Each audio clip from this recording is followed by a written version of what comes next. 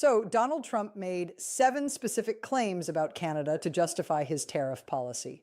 Mark Carney just went through them one by one with the actual data, and every single one of them is false. Not exaggerated, not misleading, not a matter of interpretation. False, demonstrably, provably, verifiably false. Carney played the clips of Trump saying each one, then put the actual numbers on screen beside them. And the gap between what the president and the United States told the American public and what is actually true is so large that there are only 2 explanations. Either the president doesn't understand his own country's most important trade relationship, in which case he has no business making policy about it, or he knows the truth and is deliberately telling the American public something different, in which case the word for that is an exaggeration. It's something else entirely. Warren Buffett said he's never seen a major economic policy built on this many false premises, and then explained why a leader who lies about data makes catastrophic decisions every time without exception. But here's what happened when Carney presented the corrections. Trump didn't correct the record. He didn't present counter data. He didn't cite alternative sources. He called Carney the biggest liar in the world, which, when your response to being fact-checked with your own government's data is to accuse the fact-checker of lying, tells you everything about which side has the numbers and which side has the volume. When you see what Trump actually said, what the actual numbers are, and how wide the gap is between the two, you'll understand why this isn't a policy disagreement. It's a president lying to his own country about its own economy. Hit subscribe, because this story is just getting started. So let me play you what Trump said first, because the claims need to be heard in full before you can appreciate how thoroughly Carney demolished them. Trump was at an extended press conference building the public case for his tariff policy against Canada. He wasn't ranting. He wasn't going off script in the way he sometimes does at rallies. This was structured, deliberate. He had notes in front of him. He was reading from talking points. 7 specific claims presented as established facts, delivered with the confidence of someone who expects to be believed and who has no doubt that the numbers he's citing are accurate. And millions of Americans did believe him. Because when the President of the United States states something as fact in a formal setting with cameras rolling and reporters writing it down, people trust that someone somewhere checked the numbers before he said them. They trust that the most powerful person in the world has access to the best data in the world and is presenting it honestly. That trust is the foundation of democratic governance. And that trust is what makes the lies so damaging, because the lies were received as facts by people who had every reason to believe them. Here's what he said. I'm going to give you all 7 claims exactly as he stated them, because the specificity matters. These aren't vague impressions or casual opinions. These are specific, quantifiable, verifiable claims about measurable economic realities, and every one of them can be checked. Carney checked them. Claim 1. We have a massive, massive trade deficit with Canada. They're taking us for hundreds of billions of dollars, hundreds of billions. It's the worst deal in the history of trade, maybe the worst deal ever. Claim 2, Canada doesn't pay for defense. They hide behind the American military. They rely on our protection, and they contribute almost nothing. We're defending them, and they don't even have the decency to pay their share. Claim 3, without us, Canada is finished. Their economy would collapse overnight. They need us way more than we need them. Everybody knows that. They know it. And instead of being grateful, they complain about tariffs. Claim 4, Canada has been charging us massive tariffs for years. Massive. They hit our farmers, they hit our manufacturers, and we've just been sitting there taking it. All we're doing is evening the score. Claim 5, their dairy tariffs are almost 300%. They're robbing our dairy farmers blind while we let their products in practically for free. Claim 6, Canada is stealing millions of American jobs. Our factories are closing. They're moving north because of unfair trade. And our workers are suffering while Canada gets rich off our backs. Claim 7, we don't need their energy. People keep saying we need Canadian oil. We don't. America is energy independent. We produce more than we use. Canadian energy is a luxury, not a necessity. 7 claims, each one presented as fact, each one absorbed by millions of Americans who trust the president to tell them the truth about their own economy. Each one now serving as the stated justification for the most aggressive tariff policy against an allied nation in modern American history. And every single one of them is wrong. Mark Carney decided it was time to correct the record. Not with rhetoric, not with retaliation, not with threats, with facts. He held a press conference not framed as a diplomatic response, but as what he called a correction of the public record. Behind him, a split screen. On the left, Trump's quote; on the right, the actual data. His tone was measured almost professorial. No anger, no theatrics, just a man with numbers walking through claims that don't survive contact with reality. The President of the United States made 7 specific claims about Canada yesterday. Carney began. Every one of them is false. Not exaggerated, not misleading, false. And because these false claims are being used to justify tariffs that affect millions of people on both sides of the border, the public record requires correction. So let's go through them. Correction 1, the trade deficit. Trump said hundreds of billions. The actual goods trade deficit between the U.S. and Canada is approximately 60 to 80 billion, depending on the year in the accounting method. Significant, but nowhere near hundreds of billions. And that's only goods when you include services, which is how economists actually measure trade relationships. The United States runs a trade surplus with Canada of approximately 25 to 30 billion. The total bilateral trade picture measured correctly is roughly balanced. And the goods deficit that does exist is overwhelmingly driven by one thing: energy imports and your imports, oil, natural gas, electricity, products that America imports from Canada, not as a luxury or a favor, but because American refineries, American power grids, and American heating systems physically require them to function. Calling energy imports a trade deficit, Carney said, is like saying you have a deficit with your electric company. You're not being exploited, you're buying something you need. And the president either knows this or should. Correction 2, military freeloading. Trump said Canada contributes almost nothing. Carney didn't raise his voice for this one, he lowered it. Canada has been America's NORAD partner since 1958. For 67 years, we have shared the cost and the responsibility of defending North American airspace. Canadian radar installations across the Arctic are essential to America's missile early warning system. Canada is a founding member of the Five Eyes Intelligence Alliance, the most sensitive intelligence sharing arrangement in the world. Canadian forces fought in Korea. Canadian forces stormed Juno Beach on D-Day. Canadian forces served in every major NATO operation of the past 70 years. He paused. 158 Canadian soldiers died in Afghanistan. They fought alongside American soldiers. They bled alongside American soldiers. They died alongside American soldiers, not because America told them to, because they chose to. Another pause longer this time. The president said Canada contributes nothing. I invite him to say that to the families of the 158. The room was silent. Correction 3, economic dependency. Trump said Canada's economy would collapse overnight without the United States. Carney presented Canada's economic profile, the 10th largest economy in the world, a G7 member, the most resource-rich nation per capita on Earth, a country trading with over 200 nations, a country actively building new trade partnerships with India, the European Union, Japan, the United Kingdom, and the broader Commonwealth. Then he flipped the dependency data, the same data from the previous economic reality briefing that had already gone viral. The United States imports 60% of its crude oil from Canada, 98% of its pipeline natural gas, over 80% of its potash electricity for 6 states, drinking water for 40 million Americans. Canada's economy would not collapse without the United States, Carney said. But 6 American states might go dark without Canadian electricity, and American refineries would shut down within weeks without Canadian crude. So when the president says Canada would collapse without America, I'd respectfully suggest he check which direction the pipelines flow. Correction 4, Canadian tariffs. Trump said Canada charges massive tariffs on American goods. Carney held up a document. This is the United States-Mexico-Canada Agreement, USMCA, signed by President Trump on January 29, 2020. He called it, and I'm quoting, the most important trade deal in the history of our country. This agreement eliminated the vast majority of tariffs between the United States and Canada.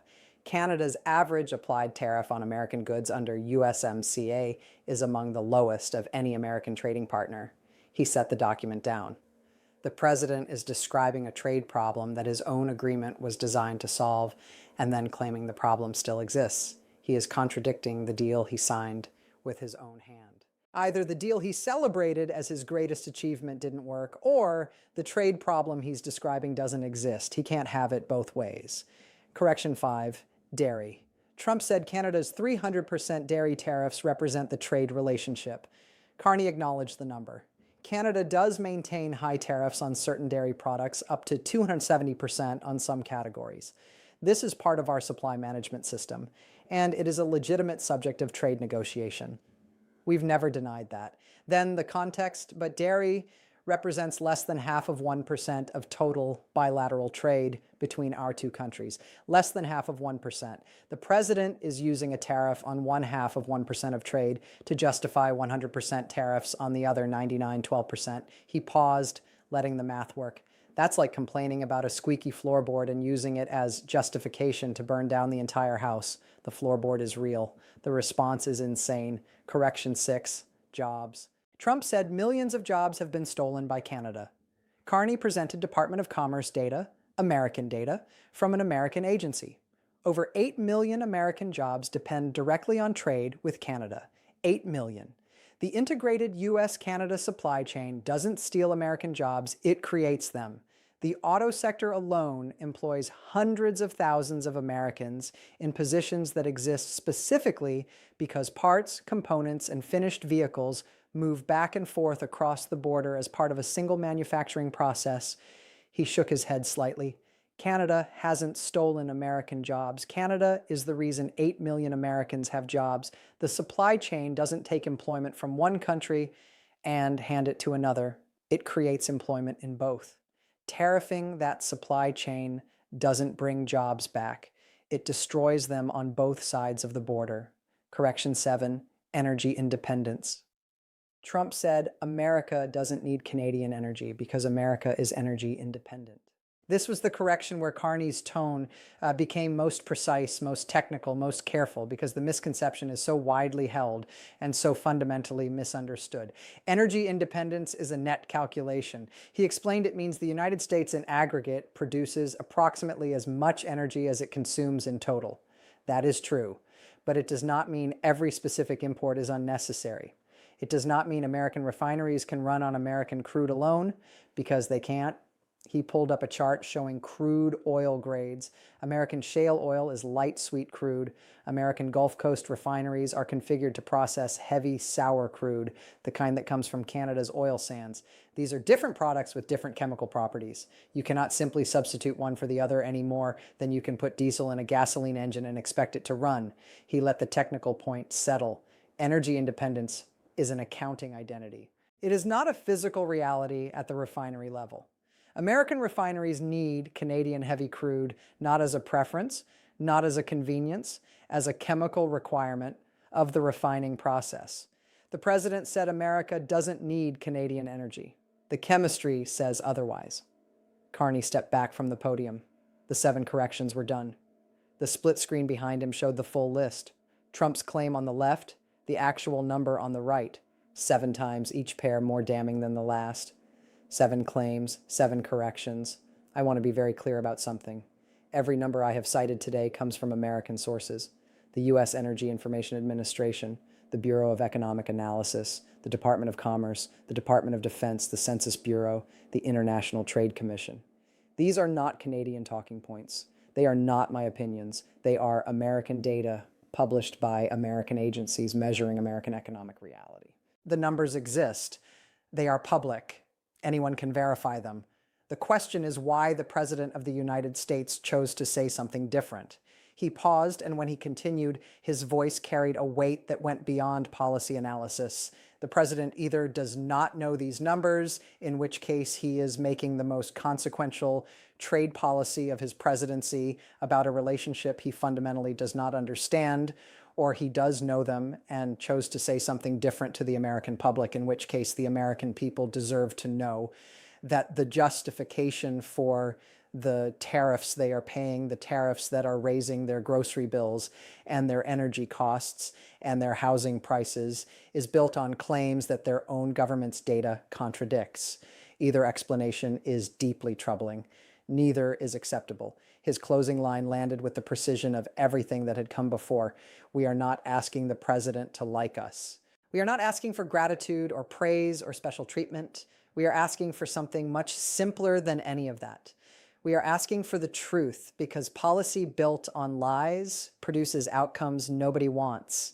And the people who pay the price for those outcomes are not prime ministers or presidents. They're workers, they're farmers, they're families trying to buy groceries, fill their gas tanks, heat their homes, and keep their small businesses alive. They deserve better than fiction dressed up as foreign policy. Warren Buffett was asked about Carney's fact check at a Berkshire Hathaway event that evening. In my business, Buffett said, "There's a phrase we use constantly, garbage in, garbage out. It means if the data you feed into your decision-making process is wrong, the decision that comes out will be wrong every time without exception. It doesn't matter how smart you are. It doesn't matter how experienced you are. If you start with bad data, you end with bad outcomes." He paused. What Carney just demonstrated is that the data feeding American trade policy with its most important partner is wrong. Not partially wrong, not a matter of interpretation, wrong, 7 for 7. Every premise, every justification, every number the president cited to explain why these tariffs are necessary, all of it contradicted by the president's own government's data. He went deeper on why this matters beyond the immediate policy debate. I've spent 60 years trying to see the world as it actually is, not as I want it to be, not as would be convenient, not as would justify a decision I've already made.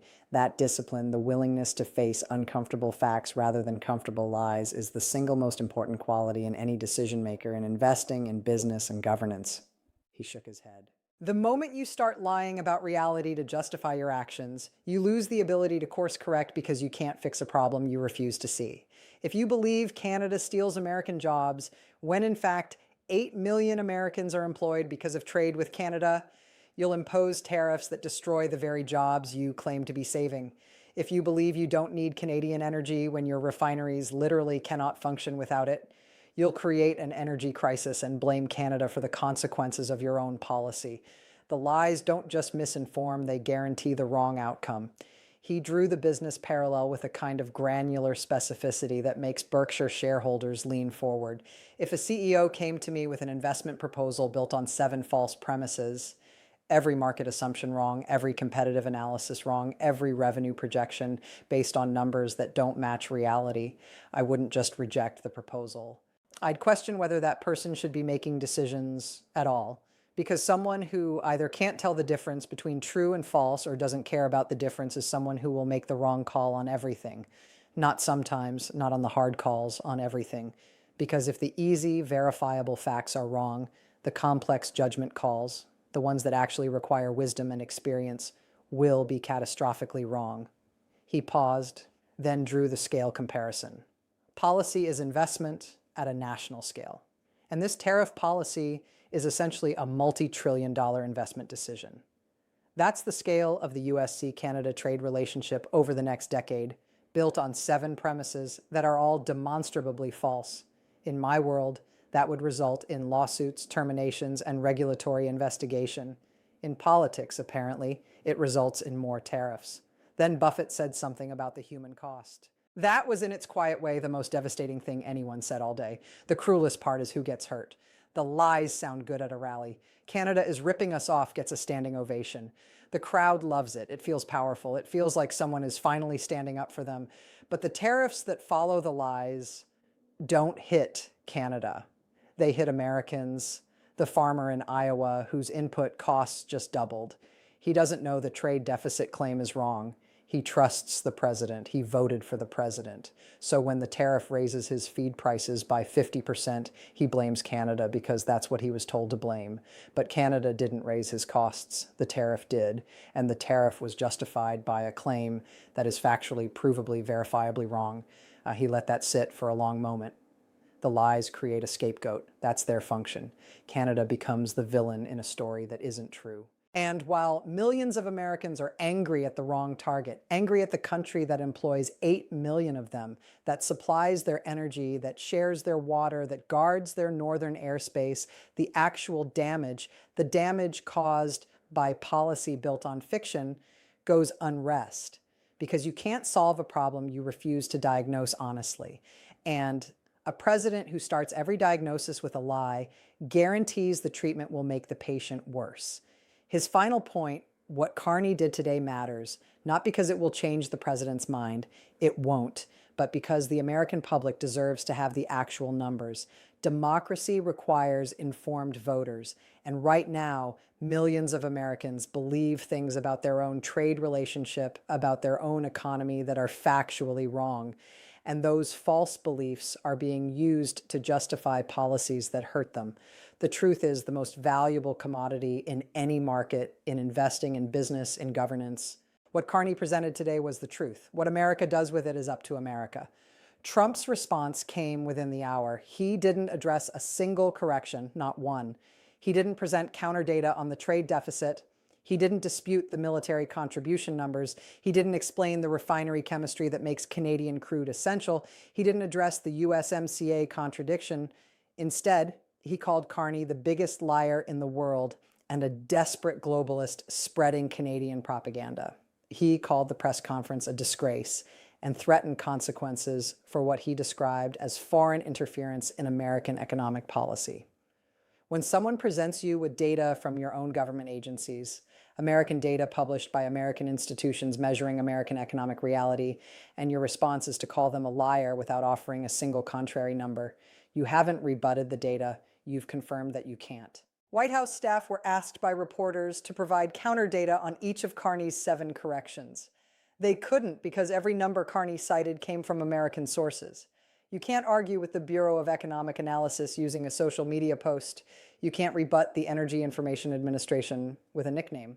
The White House offered no alternative figures, no competing data sets, no methodological challenges to any of Carney's 7 points. The silence where the counter data should have been was the loudest confirmation of all. American fact-checking organizations independently verified every correction within 24 hours. All 7 confirmed accurate. The phrase 7 for 7 became the defining metric. 0 of Trump's claims survived scrutiny. Media organizations ran side-by-side comparisons. What Trump said, what is actually true, and the distance between them. Republican trade policy experts speaking on background privately admitted the claims were inaccurate, but said the tariffs serve broader strategic purposes. That quiet admission, yes, the stated reasons are false, but we're doing it anyway, may be the most revealing moment of the entire episode. Trump escalated. He always escalates when he can't answer the question. He threatened additional tariffs, raising the rate to 150%, then suggesting 200. He threatened diplomatic consequences. He threatened to review the intelligence sharing relationship with Canada. A breathtaking threat given that the intelligence Carney presented came from American agencies, not Canadian ones. He threatened sanctions against Canadian officials who spread disinformation about American trade policy, which is a remarkable thing to call American data published by American government agencies. Each new threat was bigger and louder than the last. Each one was designed to change the subject from the 7 corrections that nobody in his administration could rebut. Every time a reporter asked about the specific claims Carney had disproven, Trump announced a new threat against Canada. He wasn't answering the question, and he was trying to bury it under noise, but the numbers were already out. And numbers, unlike rhetoric, don't get quieter when you shout over them. The information asymmetry is what makes the lies so effective and so dangerous. Trump's original claims reached tens of millions of Americans through his press conference, through friendly media coverage, through social media shares, through rally clips. They were absorbed as fact by people who had no reason to doubt them.